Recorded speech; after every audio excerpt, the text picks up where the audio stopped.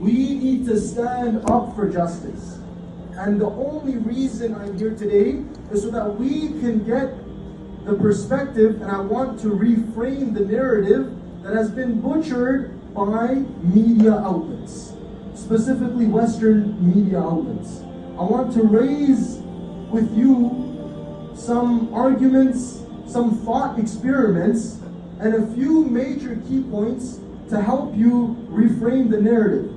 Because the purpose of this speech is to reframe the narrative. Now, before I delve into the presentation, I want to mention some preliminary points. Firstly, I do not condone the killing of innocent people, non-combatants, whether men, women, children, or elderly, on either side. The mainstream media outlets have deliberately misframed the conflict, misframed the crisis, and they have made the oppressed the oppressor and the oppressor the oppressed. And as the great Malcolm X, may God have mercy on his soul, once said, if you're not careful, the newspapers will have you hating the people who are being oppressed and loving the people who are doing the oppressing. Another point I want to raise is that approximately 2,000 Palestinian children have been killed by Israeli forces since October the 7th. Is the life of a Palestinian child worth less than any other child?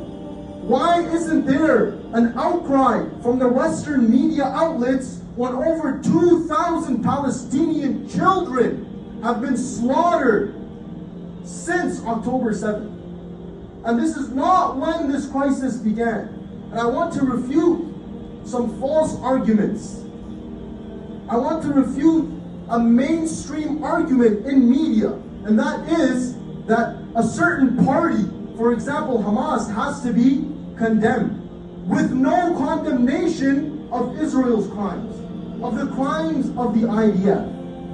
And number two, that Israel has a right to defend itself. Now I want to break down these two arguments. Now, I say that these are not valid arguments because if some people condemn the acts that occurred, the horrific acts that occurred on October the 7th, then it logically follows that they must condemn Israel because of the following. Because of 75 years of illegal occupation, because of decades of apartheid, because of decades of ethnic cleansing, because of tens of thousands of Palestinians murdered in cold blood, because of thousands who have been unjustly detained, because of years of collective punishment which brazenly goes against international law, and because of decades of human rights violations. It's obvious that this list is much worse than the evidence that some people are citing to condemn what happened on October 7th by staying silent on what Israel has been doing for the past 75 years. Let's get one thing straight. This crisis did not begin on October the 7th, 2023. This crisis has been ongoing for 75 plus years. And since they don't condemn Israel, they are ideologically biased. And the answer to the second argument, that Israel has a right to defend itself, this is also false. If Israel does have a right to defend itself, and the killing of 2,000 children is part of that, then logically speaking, any party who defends itself will also be justified. And on October the 7th, and then from that perspective, certain actions of individuals who are fighting for their freedom, who are standing up to oppression, who just want justice, who want to be heard, and their actions as a means of defending themselves. Let me give an analogy. Someone comes into my home, a perpetrator enters the home and grabs an individual and throws them in the bathroom, closes the door behind them, and sorry to be so graphic, but they sexually assault that individual.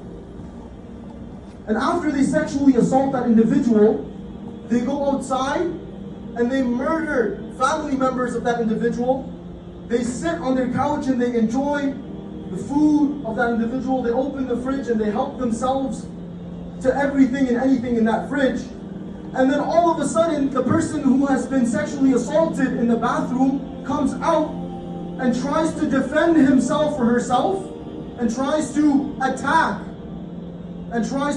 Would his self-defense be justified? Yes or no? Would his self-defense be justified? Yes or no? Yes, it will be justified. I'm not condoning the acts, the horrific acts that occurred on October 7th, but please understand the entire perspective. And do not turn a blind eye to what is really happening on the ground right now. And they may respond that there's a big difference because those individuals targeted innocent children and innocent people specifically. Well, this isn't an argument because it is clear that the other party is doing the same. And many IDF members have clearly made that intention. And they have specifically stated this. And in the past 75 years, children have been targeted in cold blood. I remember since I was a child going to protest in 2012, in 2014, in 2019, in 2021, so many different, trying to get a voice, trying for the people to hear us out. And this is why the massacre in Palestine and in Gaza must stop now.